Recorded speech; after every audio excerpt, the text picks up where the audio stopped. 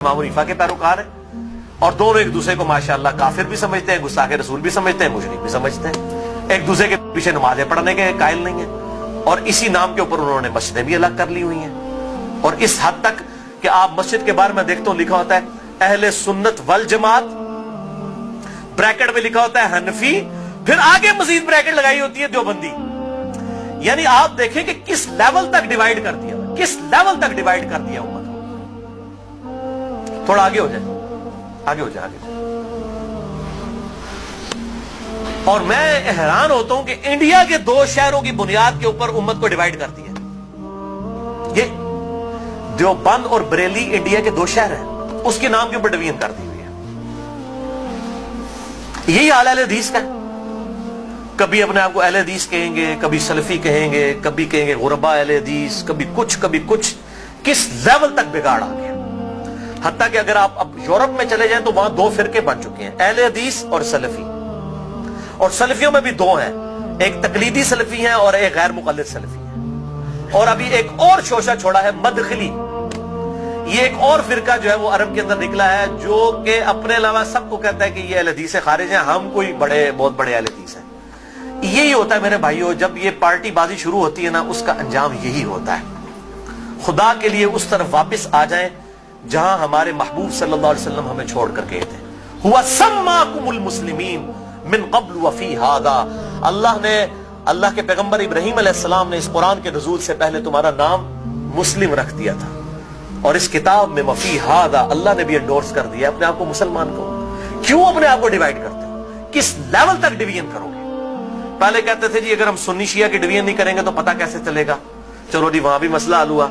फिर आगे गए जी नहीं, अगर हम हनफी शाफी मालकी हम्बली अहले हदीस नहीं करेंगे पता कैसे चलेगा, चलो वहां भी मसला हल हो गया। फिर आगे नहीं जी अहले हदीस में भी इतनी पार्टियां थी तो हम सलफी कहेंगे तो तब पता चलेगा। मेरे भाई ये जितनी दुमें लगाई हुई है ना, मैं इनको दुमें कहता हूं, ये आप दुमें लगाते चले जाएं, इसकी कोई एंड नहीं है। सिवाय इसके कि इमाम मालिक रहमहुल्लाह का कौल है, वो फरमाया करते थे इस उम्मत के आखिरी हिस्से की भी हदायत वैसे ही होगी जिस तरह के इब्तदा के हिस्से की हुई थी। सहाबा इकराम अलैहिम रिदवान, अहले बैत, बरेलवी, देवबंदी, अहले हदीस, शिया, अहले सुन्नत इस तफरीक से बहुत बाला थे। आज भी अल्हम्दुलिल्लाह वो मुसलमान उस पैटर्न के ऊपर। मुझे कहते हैं लोग जी वो आप किस फिरके से हैं? मैं कहता हूं जी मैं उस गिरोह में शामिल हूं। फिरका तो है ही इस्लाम में हराम, ठीक है। अल्लाह ताला ने वाज़ेह तौर पे फरमा दिया है कि इन्नल्लज़ीना फ़र्रक़ू दीनहुम मकानू शियअन लस्त मिनहुम फ़ी शै। ए नबी, जिन्होंने दीन में फिरके बनाए और अपने आप को ग्रोहों में बांट लिया, आपका उनसे कोई ताल्लुक ही नहीं है। सूरह अन-नाम आयत नंबर 159। इस तरीके सूरह आल इमरान के अंदर है वअतसिमू बिहब्लिल्लाहि जमीअन वला तफर्रक़ू। अल्लाह की रस्सी यानी कुरान को, सही मुस्लिम में आता है गदीर खुम की हदीस में कि ये कुरान है अल्लाह की रस्सी, इसको मजबूती से पकड़ लो, फिरकों में मत बंटो। फिर पूछ रहे होते हैं फिरका कौन सा है, तो मैं फिर आखिर में तंग आके कहता हूं मेरे भाई मेरा वही गिरोह है जो सहाबा इकराम का था।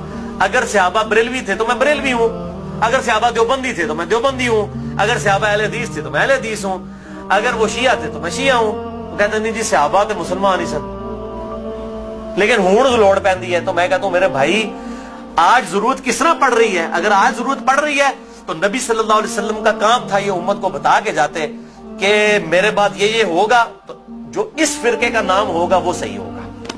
बताएं,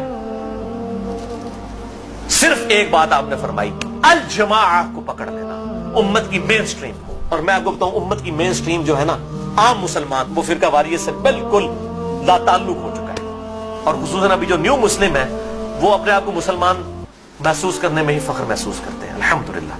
तो अल्लाह ताला हमें तौहीद पर भी कारबंद रखे और तौहीन रिसालत से भी बचाए, नबी सल्लल्लाहु अलैहि वसल्लम की सच्ची अकीदत नसीब फरमाए, अपनी मौत से पहले अपनी कब्र आखिरत की तैयारी करने की तौफीक अता फरमाए। सुब्हानक अल्लाहुम्मा बिहम्दिका अशहदु अल्ला इलाहा इल्ला अंता अस्तगफिरुका व अतूबु इलैक व मा अलैना इल्लल बलागुल मुबीन।